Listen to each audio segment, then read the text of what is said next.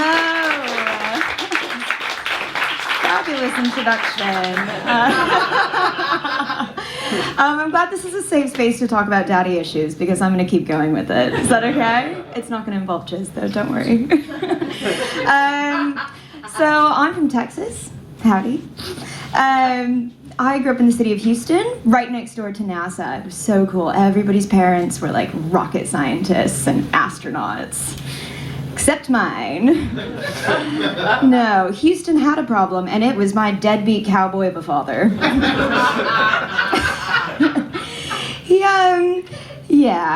To be fair, he was a champion bull rider back in the day.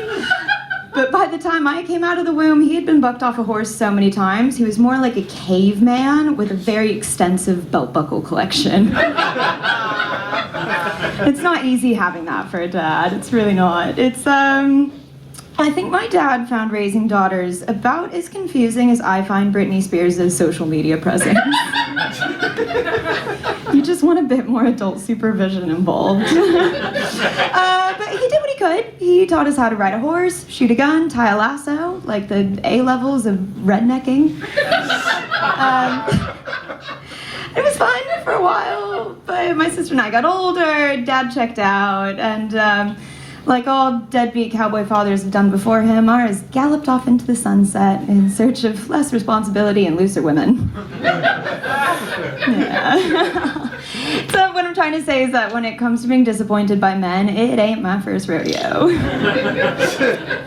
Far from, yeah. So I've got a little bit of daddy issues, and it's made me quite cavalier with my love life these days, because that's what it does. I date older men, or start seeking out more emotionally unavailable men. So naturally, I moved to London.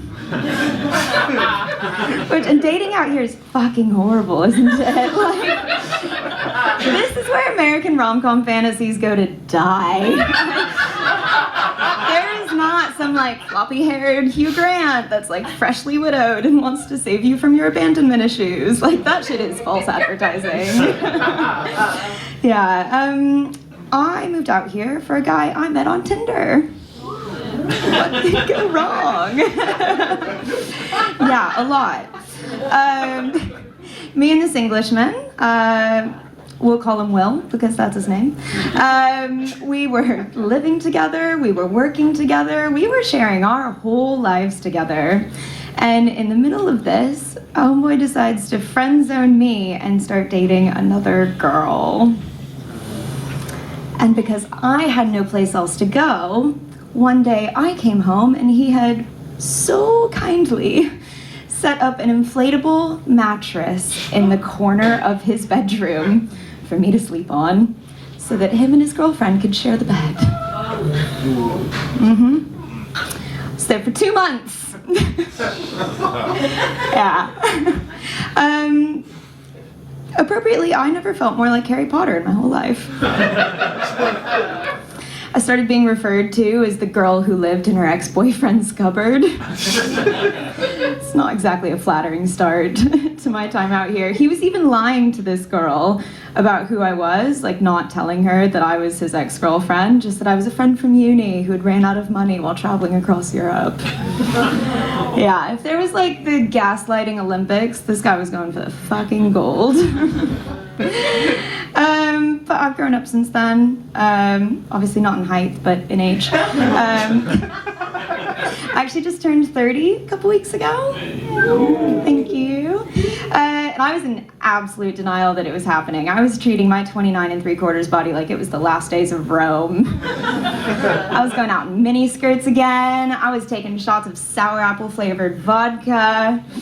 And then I would go home and take some nudes, send them to this guy I haven't heard from in a while. You know, the one that got away. Try to get his attention. But my dad never replied. I've been Jamie, thank you.